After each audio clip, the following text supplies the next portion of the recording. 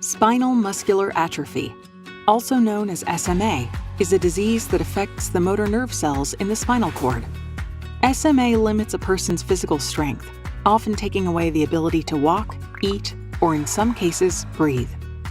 Depending on the type of SMA, these symptoms can show up at birth or into adulthood. SMA type 1 is the most common and severe form of this disease, which manifests from birth to 6 months. If a child in your life has been diagnosed, it can be overwhelming. Just know that there is a network of clinicians, researchers, and patient advocates working tirelessly to make a difference in the lives of patients with SMA and their families. Gene therapy is currently being developed in clinical trials to prevent further muscle degeneration caused by SMA. Here's how it works. SMA is caused by an inherited faulty SMN1 gene. The SMN1 gene is supposed to provide instructions for producing the survival motor neuron, or SMN protein. For individuals with spinal muscular atrophy, there is not enough of the SMN protein produced. This protein is crucial because it helps with the maintenance of motor neurons, which control muscle movement. Researchers believe that we may be able to treat SMA by delivering a fully functioning copy of the SMN1 gene into the motor neuron cells.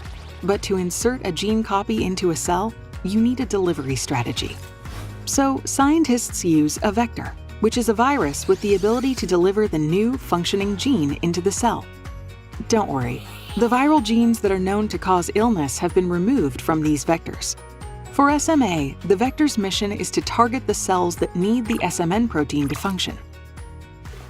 It aims to be delivered only once via injection to the vein or spinal cord of the patient, taking about an hour.